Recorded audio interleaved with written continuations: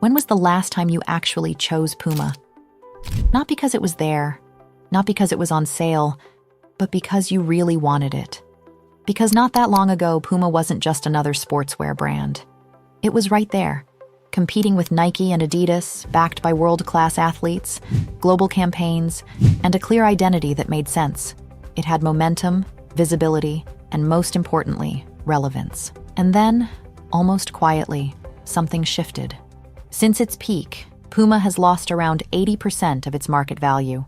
Sales have started to decline, profits have turned into losses, and the brand that once sat comfortably in third place is now struggling to keep up. The products are still there, the logo didn't change, and the stores didn't disappear, but the brand itself started to fade out of the conversation. So what happened? How does a company go from global contender to playing catch-up?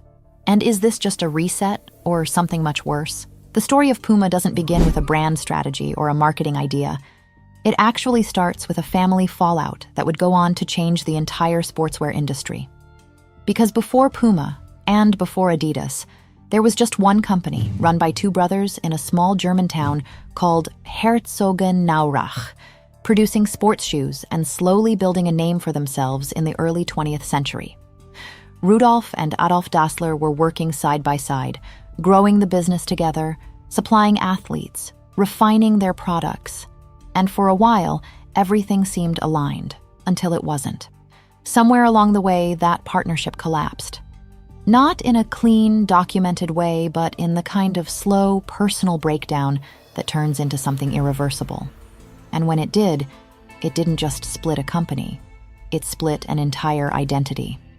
Adolf went on to build Adidas. Rudolf, determined to prove himself on his own terms, started a new company just down the road. That company became Puma. And from that moment on, the story wasn't just about building a brand, it was about competing, constantly, against something that had once been shared.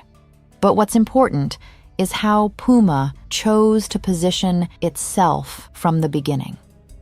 It didn't try to differentiate through image or storytelling. It focused on performance, on making products that actually worked better for the people wearing them. And in an industry like sportswear, that distinction matters more than anything. Because when your product performs, it shows up in real moments.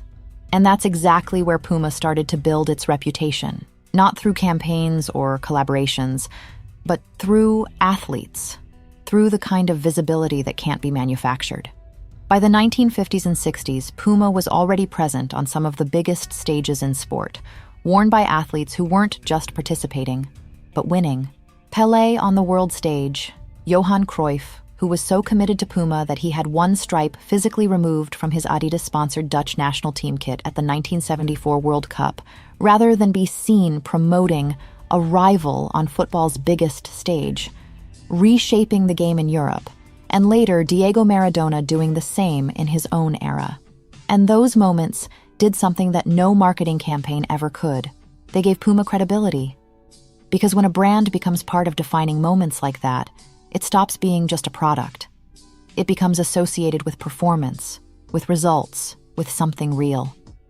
And that kind of foundation is difficult to replicate later. It has to be built early and it has to be earned, which Puma did.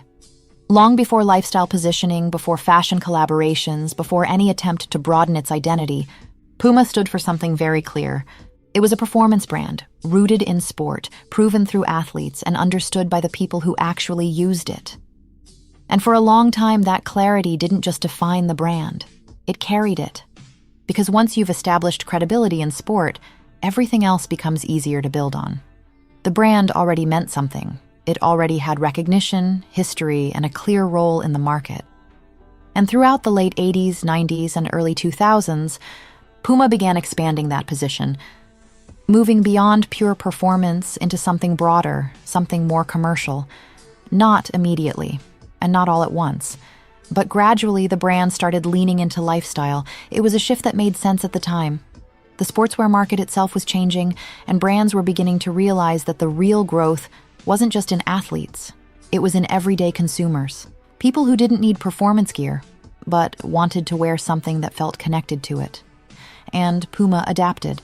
It started blending sport with fashion, collaborating, experimenting, and repositioning itself as a brand that could exist both on and off the field. Campaigns became more visible, collections became more varied, and the brand found a way to stay relevant in a market that was becoming increasingly crowded. At the same time, it was building on a legacy that people already recognized, even if they didn't always think about it directly.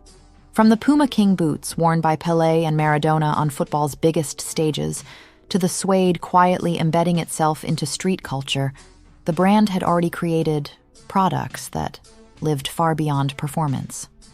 They weren't just functional pieces anymore. They were part of how people dressed and how they identified. And for a while, it worked. By the 2010s, Puma had firmly established itself as one of the biggest names in global sportswear.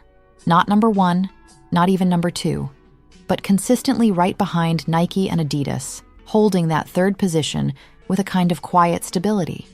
It wasn't dominating the conversation, but it was always part of it. And that position came with momentum.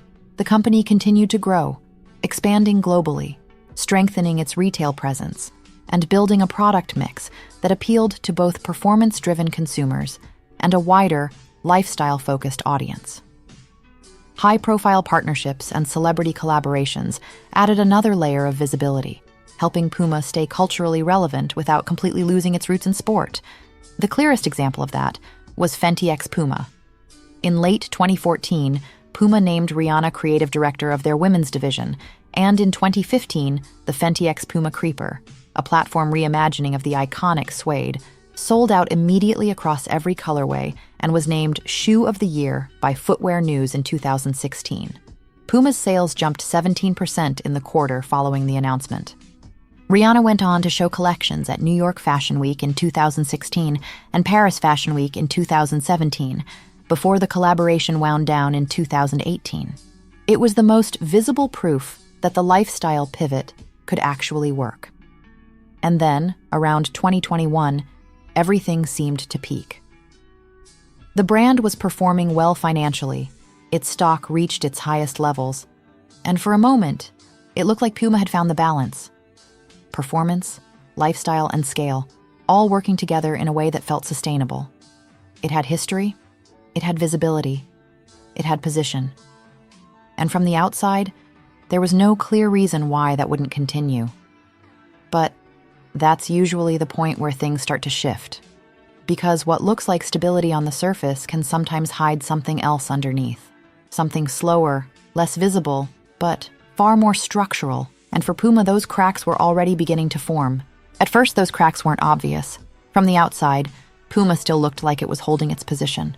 The stores were there, the campaigns were running, the products kept coming. Nothing about the brand felt like it was collapsing. But underneath that surface, something more structural had already started to shift. Because while Puma had expanded into lifestyle, it slowly began drifting away from the one thing that had originally made it credible: performance. And in sportswear, that's not a small detail you can adjust later. It's the core of how a brand earns its place. Nike never let go of it. Adidas doubled down on it. Even newer brands entering the market were building themselves entirely around it. Puma, meanwhile, was starting to sit somewhere in between. Not fully performance anymore, but not dominant enough in lifestyle to compensate for that shift either. And that in-between position is where things get dangerous, because it becomes harder to define what the brand actually stands for. That lack of clarity started to show up in how the business operated. The brand became more dependent on lifestyle products rather than performance-driven innovation, which meant it was no longer leading in the category that defined the industry. At the same time, it didn't have the same level of investment or visibility when it came to top athletes, something analysts pointed out as a key disadvantage. Fewer headline names meant less cultural impact, and less cultural impact meant less relevance over time. And then there was distribution. Puma became increasingly exposed in the wrong channels.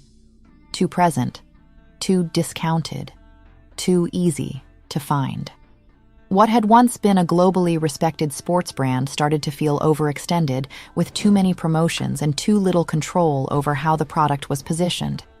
Even internally, that shift was acknowledged. The company's own leadership described the brand as becoming too commercial, overexposed in distribution, and overly reliant on discounting to move product. And all of this was happening while the competitive landscape was accelerating. Adidas had moved early on the retro sneaker wave, turning models like the Samba into global bestsellers and capturing cultural momentum months ahead of everyone else. Nike continued to dominate both performance and storytelling at scale. And at the same time, newer players like On Running and Hoka were entering the market with a completely different approach, focused, technical, and highly relevant to a new generation of consumers. Puma wasn't leading that shift. It was reacting to it. And over time, that difference started to show. Not in one dramatic moment, but in a gradual loss of ground, across product, across visibility, and across perception. Because once a brand starts falling behind in multiple areas at the same time, it's no longer just a positioning issue. It becomes a structural one. And by that point, the fall isn't sudden, it's already in motion. And eventually, that slow shift stopped being subtle, because what had been building underneath the surface for years started to show up in the only place that really matters: performance. Not on the field, but on the balance sheet. After peaking around 2021, Puma's position began to unravel at a speed that's hard to ignore. The brand has lost roughly 80% of its market value, shrinking to a fraction of the size of its closest competitors. What once looked like a stable number 3 in the global sportswear market suddenly started to feel exposed. And the numbers behind that shift tell the same story. By 2025, sales were declining, margins were under pressure, and profitability had flipped into losses. The company reported a significant drop in revenue, alongside hundreds of millions in losses, driven by a combination of heavy discounting, excess inventory, and a model that was no longer working the way it used to. At the same time, Puma's own releases, like the Speedcat, failed to generate that same cultural momentum. It wasn't that the products were bad, it's that they weren't leading anything, they were arriving late. And in a category that moves this fast, being late is enough to lose relevance entirely. The response from the company made it clear just how serious the situation had become. Under new CEO Arthur Holt, Puma announced a large-scale reset, cutting 900 corporate jobs, reducing its exposure to wholesale channels, pulling back on promotions, and actively trying to rebuild control over its own distribution. In other words, undoing the exact strategy that had defined the brand in the years before. But resets like that don't happen when things are working. They happen when the model breaks. And by this point, it had. Because when a brand loses clarity, loses control, and loses momentum at the same time, the result isn't a temporary dip. It's a fall that forces the entire business to start over. What Puma is doing now is clear. What's less clear is whether it's enough. After the collapse, the company didn't try to grow its way out of the problem. It did the opposite. It pulled back, reduced wholesale exposure, cut down on promotions, and started rebuilding control over where and how the brand shows up. Less noise, more discipline. The idea is simple. If overexposure damaged the brand, then scarcity might be what restores it. But that strategy comes with a trade-off. Because the moment you reduce distribution and stop relying on discounts, you also risk losing visibility in the short term. And for a brand that has already been fading in relevance, that's a fragile position to be in. You're essentially betting that pulling back now will make the brand stronger later, without any guarantee that consumers will come back when it does. At the same time, Puma is trying to shift its focus back toward performance, not as a full reset, but as a correction. Running, football, training, categories where credibility still matters, and where the brand originally built its reputation. The challenge is that this space is no longer open. It's dominated by companies that never stepped away from it. So Puma isn't just rebuilding, it's trying to re-enter. And then there was the Anta deal, arguably the most telling move of all. In January 2026, Chinese sportswear giant Anta Sports acquired the Pinot family's existing 29% stake in Puma for 1.5 billion euros, becoming the brand's largest shareholder. It wasn't a new partnership or a distribution agreement. It was a change at the very top of the ownership structure, with the Pinaults exiting to focus capital on their Gucci turnaround. Anta brings a track record of scaling Western brands globally, and the deal signals outside confidence in Puma's long-term value. But it also signals something else, that Puma may no longer be able to fix this entirely on its own. Because turning around a brand like this isn't just operational, it's cultural. You can adjust distribution, you can refine product, you can clean up the business. But rebuilding relevance, real, sustained relevance, is something much harder to control. And that's where the uncertainty sits. Not whether Puma can improve, but in whether it can matter again.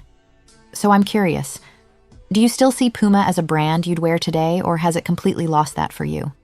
Thank you so much for watching, and as always, I'll see you in the next one.